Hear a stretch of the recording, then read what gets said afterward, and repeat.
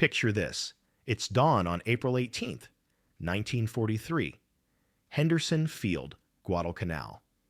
The air is thick with humidity and the smell of aviation fuel. 18 young American pilots stand silently beside their P-38 Lightning fighters in the pre-dawn darkness, their faces barely visible in the glow of cigarettes and flashlights. These aren't seasoned veterans. Most are barely out of college. Tom Lanphier is 24, Rex Barber, 23. Kids, really. Yet in less than 4 hours, these college-age Americans will kill Japan's most beloved admiral and change the course of World War II forever. But here's what makes this story absolutely extraordinary. None of them know who they're hunting. Major John Mitchell, the mission commander, stands before them with a map, his voice cutting through the tropical night. "Gentlemen, we're going after a VIP. That's all you need to know." The pilots exchange glances. A VIP important enough to risk 18 fighters and crews on a 435-mile suicide mission? Important enough to strap massive fuel tanks to their aircraft that will make them sitting ducks if they encounter enemy fighters. What they don't know, what they can't know, is that 435 miles away, Admiral Isoroku Yamamoto is eating his final breakfast. Let's step back and understand the incredible irony about to unfold. Admiral Yamamoto isn't just any Japanese commander. He's the architect of Pearl Harbor, the man whose name Americans curse with every breath. But here's what most people don't know. Yamamoto never wanted this war. Picture him at Harvard University in 1920, a young Japanese naval officer studying economics and petroleum, learning to play poker with American students, touring American oil fields. He saw the vastness of this country, understood its industrial might. When Japanese leaders spoke of war with America, Yamamoto's response was chilling. "I can run wild for 6 months, or maybe a year, but after that, I have utterly no confidence." He was forced to plan Pearl Harbor because duty demanded it, but privately, he knew Japan was signing its own death warrant. Now, on this April morning in 1943, that prophecy is about to come true in the most personal way possible. At Rabaul Airfield, Yamamoto's staff is nervous. His aide begs him to change the schedule. General Imamura warns him about American fighters in the area. He'd nearly been shot down himself just weeks earlier. Vice Admiral Ozawa offers a massive fighter escort. Yamamoto refuses everything.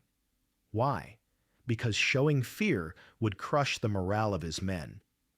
So the 59-year-old admiral climbs into his Betty bomber, carrying his samurai sword and a poem he'd written to his mistress, locked away in his personal safe. The poem's final lines would prove prophetic. The body is frail, yet the spirit is strong. Meanwhile, 435 miles southeast, 18 P-38. Lightnings roar down Henderson Field's runway at precisely 7:10 a.m. Each aircraft carries 2 massive fuel tanks, one standard, one oversized 330-gallon tank flown in specially from New Guinea. The math is brutal. They have exactly enough fuel to reach the intercept point with maybe 20 minutes of fighting time before they must turn back or crash into the ocean. Major Mitchell leads them at 50 feet above the Pacific, flying in radio silence. For over 2 hours, nothing but the roar of twin Allison engines and ocean spray on their windscreens. These young pilots are flying the most technically challenging navigation mission of the Pacific War, using compass readings and dead reckoning that would challenge airline pilots today. But here's the incredible part. American codebreakers had worked for 48 straight hours to decrypt Yamamoto's itinerary. They knew his exact schedule, his precise route, even that he'd be in the lead aircraft of 2 Betty bombers with 6 Zero escorts. The intelligence was so perfect it seemed impossible. At 9:30 a.m., The P-38s reach the western coast of Bougainville Island. Mitchell checks his watch. They're 3 minutes early. Absolutely perfect navigation after a 435-mile flight at wavetop level with 1940s equipment. And then, like something from a movie, 2 Betty bombers appear on the horizon exactly on schedule. 9:34 a.m., the moment that will haunt both nations forever. Bogies, 11 o'clock high. The radio crackles to life as 18 American pilots spot their targets. But there's immediate confusion. The intelligence said 1 Betty bomber, but there are 2. Which one carries Yamamoto? The Japanese formation is flying at 6,500 feet. 2 G-4M Betty bombers with 6 Zero fighters providing escort.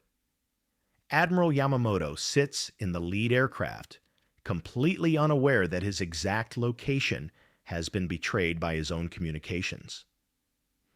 In the second Betty, his chief of staff, Admiral Matome Ugaki, peers out the window, probably thinking about the inspection they're about to conduct.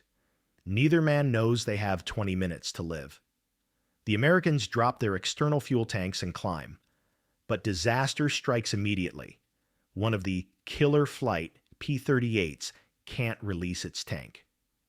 The aircraft becomes uncontrollable, forcing both pilot and wingman out of the attack. Now, only 2 P-38s, flown by Tom Lanphier and Rex Barber, are positioned to attack the bombers. 2 college kids against Japan's greatest admiral and his escorts.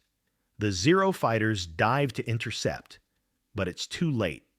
The P-38 Lightning was specifically chosen for this mission because of its devastating firepower.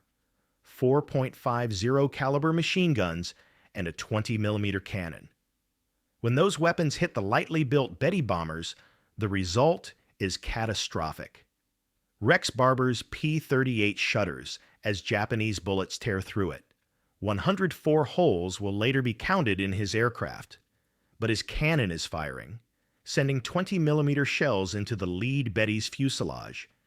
The bomber doesn't just take damage, it disintegrates. From the second Betty, Admiral Ugaki watches in horror as his commander's aircraft begins trailing black smoke.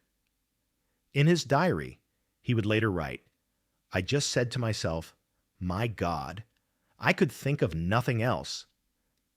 I grabbed the shoulder of the Air Staff Officer Muroy, pointed to the first aircraft and said, 'Look at the Commander-in-Chief's plane.'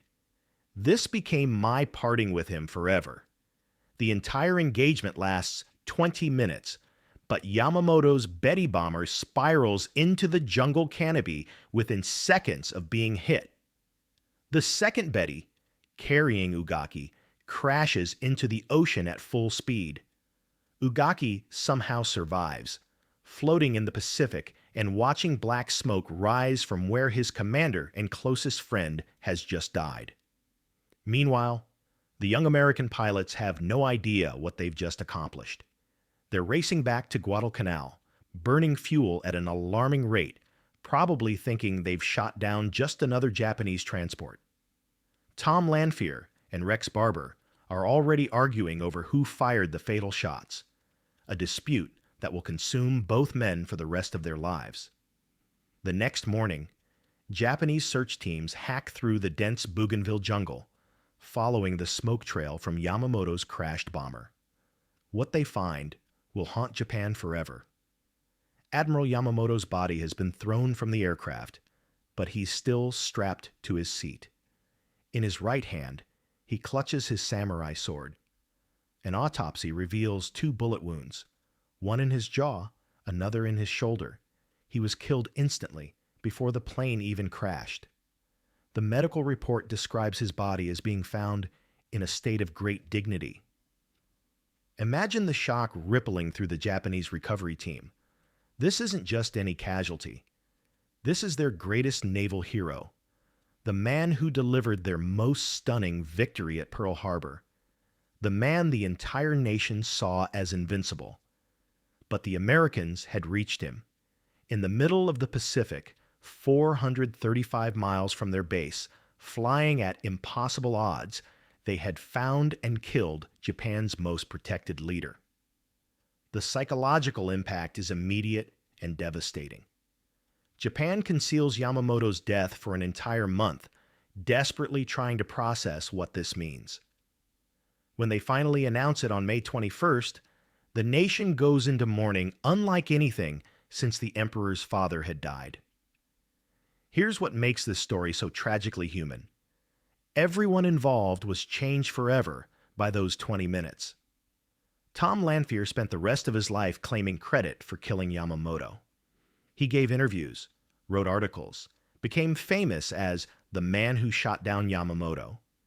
But Rex Barber, whose P-38 came back with 104 bullet holes, insisted he fired the fatal shots. The argument consumed both men for decades. In 1991, 4 years after Lanphier's death, the U.S. Air Force finally conducted an official investigation. They concluded that Barber, not Lanphier, had fired the shots that killed Yamamoto. Lanphier posthumously lost his ace status, his kill count dropping from 5 to 4. But here's the deeper tragedy. These young men never fully understood what they'd accomplished. They'd killed a grandfather figure. Yamamoto was 59, old enough to be their grandfather. They'd eliminated not just Japan's greatest admiral, but a man who privately opposed the very war he was forced to fight. For Japan, losing Yamamoto was like losing their compass in the middle of a storm. His replacement, Admiral Minichi Koga, would later say, "There was only one Yamamoto, and no one can replace him." Japanese naval strategy never recovered its innovative edge. The ripple effects extended far beyond military tactics. Yamamoto's death shattered the Japanese belief in their own invincibility. If Americans could reach their most protected leader, what was safe? The psychological warfare was perhaps more valuable than any military victory. Admiral Ugaki, the sole witness to Yamamoto's death, never recovered emotionally. He would go on to command Japanese battleships at Leyte Gulf, but the war was already lost. In August 1945, hours after Emperor Hirohito announced Japan's surrender, Ugaki climbed into a kamikaze aircraft for one final mission. He was shot down and killed, the last kamikaze pilot of World War II, still trying to join his commander in death. This story resonates today because it reveals the deeply personal cost of global conflict. In our age of drone warfare and smart bombs, we've almost forgotten that war is ultimately about individual human beings making split-second decisions that change history. Think about the incredible chain of events: American codebreakers working 48 hours straight to decrypt one message, 18 young pilots flying the most challenging navigation mission of their lives, a Japanese admiral who knew his country was doomed but continued fighting out of duty, all converging in 20 minutes of aerial combat that shifted the balance of the Pacific War. But perhaps most importantly, this story shows us that even in war, individual character matters. Yamamoto, despite planning Pearl Harbor, was a man of honor who privately opposed the conflict. The American pilots, despite their youth, displayed incredible courage and skill. Admiral Ugaki showed loyalty unto death. These weren't cartoon villains or propaganda heroes. They were complex human beings caught in the machinery of global war, each trying to do their duty as they understood it. The next time you hear about military conflicts on the news, remember April 18th, 1943. Remember that behind every strategic decision, every tactical victory, every casualty report, there are individual human stories of courage, tragedy, honor, and loss. History isn't just about nations and armies, it's about people. Young American pilots who never expected to kill a legend, a Japanese admiral who died clutching his ancestral sword, a chief of staff who spent his final months trying to join his commander in Death 20 Minutes, 18 fighters, 2 bombers. And the course of World War II changed forever. The courage displayed by both sides on April 18, 1943, reminds us that heroism isn't about nationality. It's about individual character under extreme pressure. If this story of impossible odds, split-second decisions, and lives changed forever moved you, make sure to subscribe and hit that notification bell. We're bringing you the most dramatic, untold stories of World War II, the human moments that shaped our world. What other World War II stories would you like to see brought to life? Let us know in the comments below, and remember, history isn't just about dates and battles. It's about people, just like us, facing impossible choices and changing the world forever. The last image, a photograph of Admiral Yamamoto's samurai sword, recovered from the jungle crash site, now displayed in a Tokyo museum. A silent reminder of the day when 20 minutes changed the Pacific War forever.